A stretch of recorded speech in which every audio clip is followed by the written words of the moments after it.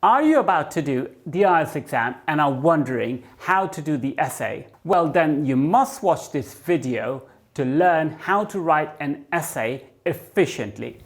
Let's go.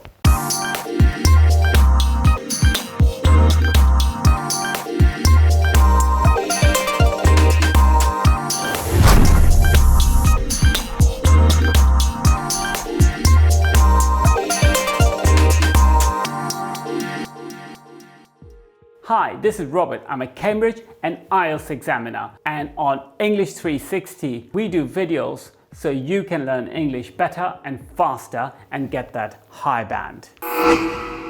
So what is the first point? Read the question thoroughly, and I just don't mean just read it carefully, I mean really slowly. Spend about a minute on it, underline all the important parts and make sure that you know exactly what is required. Here is a sample. It is widely believed that social networking sites such as Facebook and Twitter are responsible for the spread of fake news. To what extent do you agree? Give reasons for your answer and include any relevant examples from your own knowledge or experience. Write at least 250 words. As you can see, I've underlined some words which are crucially important. If you ignore any of this information, you will lose marks. Tip number 2, brainstorm for ideas. Brainstorm for ideas. It means that you need to think as widely as you can. Whatever relevant ideas that you get, write them down on a piece of paper. You never know, they might be very useful. Don't forget, you need to include examples as the question rubric says, so also include examples in your brainstorming. Spend about 2 to 3 minutes on this. Next, write a few carefully thought sentences which can then be used in your essay. I'm talking about topic sentences. So these have to be very clear and they have to have the most important idea. For example, Facebook in America, UK and other elections. Politicians using Twitter. There's great deal of appetite for news via unconventional channels. People get their news from all sorts of different places. It's difficult to tell the difference between truth and falsehood. So my topic line here would be Facebook has played a big part in various election campaigns in countries such as the UK and the US. Your topic line might be completely different, but that's just fine. This is just to give you an example so you can see a topic line has to be very clear. So you have brainstormed your ideas. You have some topic sentences, maybe 1 or 2. What next? It's tip number 3. Plan your paragraphs. Literally visualize which topic sentence will go where and make sure that it has a nice flow.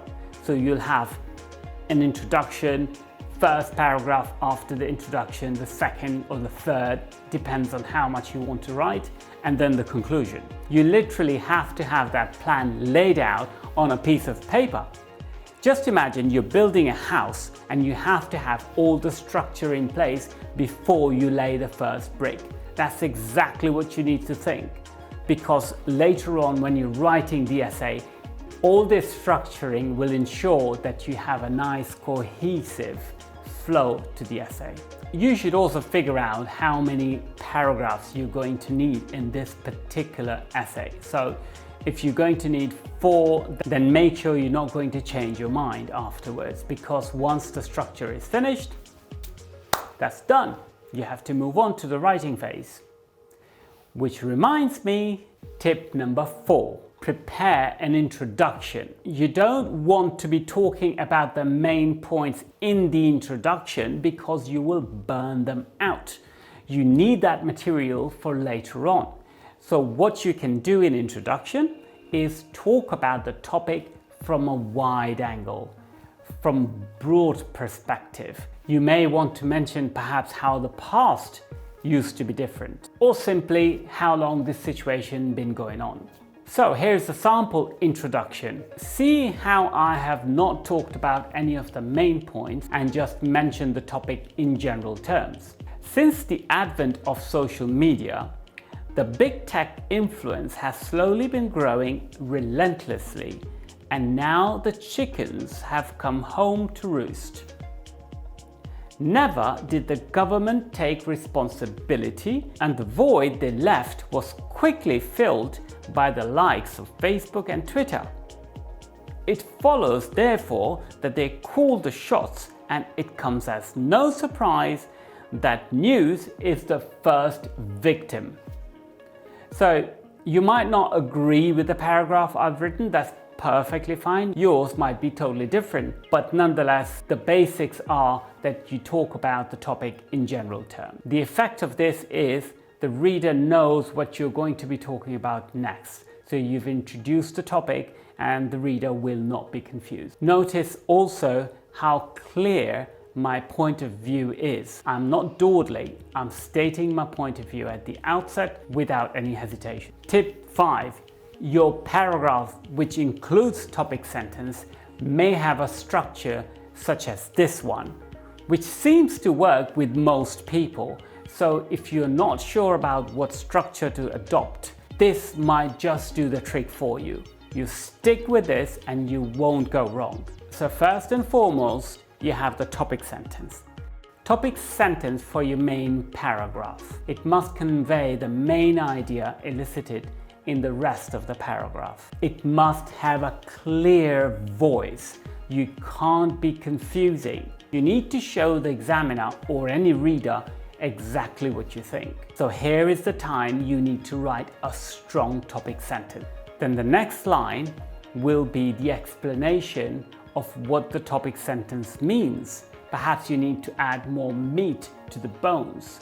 That's why you need further explanation. Perhaps then you want to go into the reasons why something has happened. What has brought about this situation? And that requires further analysis.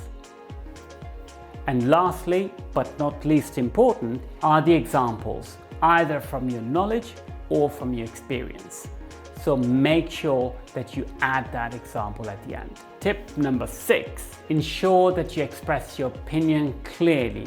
I know I've mentioned that before, but this had to be a separate tip because if you don't follow this point, you lose tons of marks. The reader should not be confused about where you stand in relation to the topic of the essay. If you agree, if you don't agree, or you partially agree, you have to state that very clearly. The reader should be well informed. Add relevant ideas and stay away from fluff, which means adding things for the sake of it rather than because they have a meaningful purpose. Here's a sample paragraph. Facebook and Twitter have taken advantage of people's inexperience and naivety. Then I have an explanation. With the introduction of mobile phone technology, these big tech companies have caught people off guard by launching apps which provide people with opinionated information. There is a dearth of control and falsehood is presented as facts. Then perhaps I'm giving reasons. Why? The driving force behind such algorithms is profit. If people pay enough, they can spew whatever they may wish to, whether it be false allegations, racism, or threats. Importantly, here is an example. A famous politician in our country used Twitter to galvanize support for his extreme right-wing ideology and convinced millions of my fellow citizens that what he was posting on his Twitter feed was the absolute truth. Of course, this is just a sample. You can go ahead and write a better one than that, and I really hope you can. Tip 7. Ensure that you cover all the points in the rubric of the question. Double check if you have answered all parts of the question. I know this probably doesn't need to be an extra tip, but trust me, if you follow this, you will not go wrong on the exam day when things can get extremely frantic. Tip 8, write a conclusion. Write a conclusion which summarizes and adds a different dimension to the essay. You don't want to be repeating the same things that you've just said in the previous paragraph, because that wouldn't serve any purpose. What you can do is add an extra dimension to that. You could discuss the future evolution of the topic. For example, you could talk about how in the future big tech companies might be better regulated. So here's a sample conclusion. What may happen in the future is anyone's guess. There is a likelihood that something else might take over the phenomenon. A new kid on the block.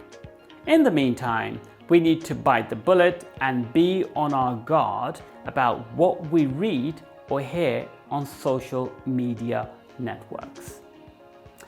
That's one type of conclusion. You may have a better one. Once again, go for it, but do not repeat the points that you have already made. Tip 9, proof check.